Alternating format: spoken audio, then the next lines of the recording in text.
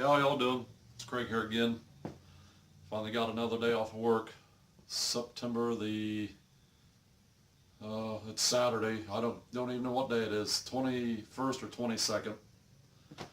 Without looking at my phone, I couldn't tell you. But anyway, I got the ring for the Homelite leaf blower.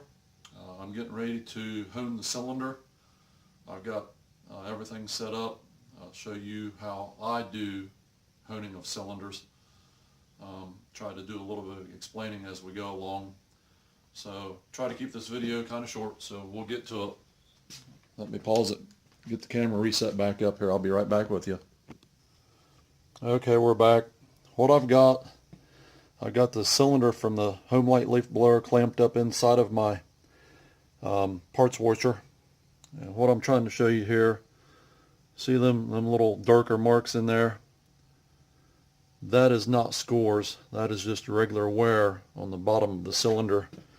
And it's kind of hard to see up in there, but when you run any engine, doesn't matter whether it's gas, diesel, propane, any engine that has a piston with rings on it, as the rings run up and down in the cylinder, it actually creates a glaze on the inside of the cylinder.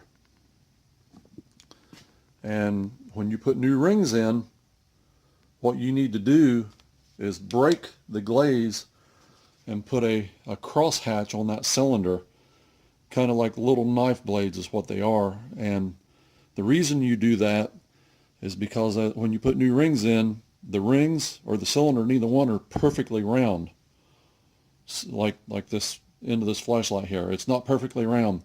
So you literally have to cut the rings and cut the cylinder to mate up to each other to make a perfect seal. Let me pause this for just a second. Okay, sorry about that. But the rings, when they're compressed in the cylinder, become somewhat round. And the cylinder may not completely mate up to that ring, so it may allow some blow-by. It doesn't seal properly, so you lose compression. And on a two-cycle engine, not only do you have primary, but you also have secondary compression. Primary compression is what's inside of the crankcase that forces the fuel charge up into the top of the cylinder where it gets lit off by the spark plug. That's your secondary compression. You can still have good secondary compression, but if you have low primary, a two-cycle will not run. So the theory behind deglazing and putting a 45-degree crosshatch in the cylinder allows the ring and the cylinder to cut into each other to mate together, so you get a total seal clear around the ring sealing surface. A lot of people on two cycles will say you don't need to do this if you're using the old ring. That is 99% true, but if you would happen to put the ring back on upside down from what it come off, because there's locating pins that keep the ring in place, then you're not going to have a perfect seal like you did if it was installed the way that you had taken it off.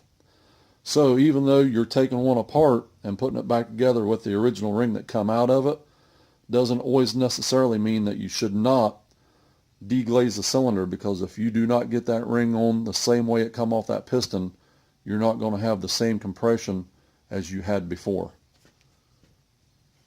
So I just use a little flex ball hone. This is what I use. This is actually for a brake cylinder. You just take and you lube everything up. That's why I've got it over my parts washer. Lube up the ball hone here rather good. Make sure you got plenty of lube down in there.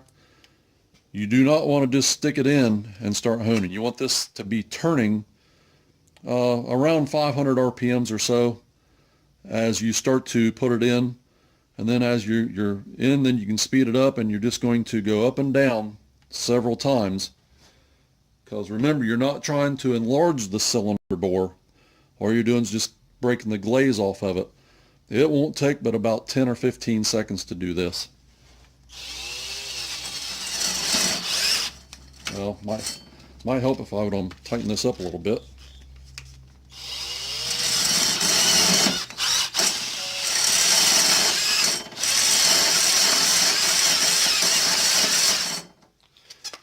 Now this probably wasn't the best drill to use.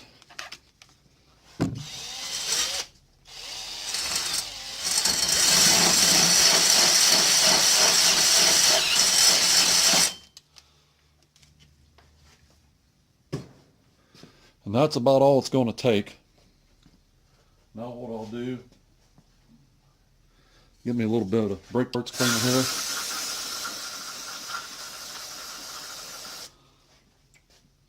And then I'll inspect it with my flashlight.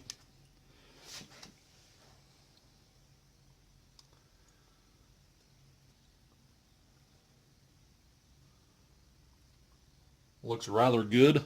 I'll try to tip you up here, let you have a look at it. Sorry about the shakiness there.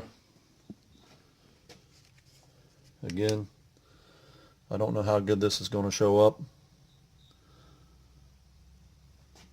But this was the side here that had the darker marks on it. See, all the darker marks are now gone. That's because we took and broke off all that glaze. It's also called deburring. If you do any port work, you should do this after the port work to knock off any sharp edges that you created while you was grinding on the cylinder. Okay. That's all that I wanted to do today was show you guys how I do deglazing of cylinders. And I use the same process, whether it be 2-cycle, 4-cycle, automotive, lawnmowers, diesels. It's all the same process. So I hope you enjoyed. Hope maybe I was able to show somebody the process that was maybe unfamiliar or had no idea how to do it. Like I said, this is how I do it. There's many more other ways. There's different style hones that you can use. I guess the best pointer I could give anybody that doesn't know how to do this, you don't have to do it for a long period of time. As you've seen there, that was probably 10, maybe 15 seconds is all it took to do the whole process. Now I can clean this up with hot soapy water, clean the rest of the parts up, and I can get this reassembled and see if she's going to run. See you in the next video. Take care.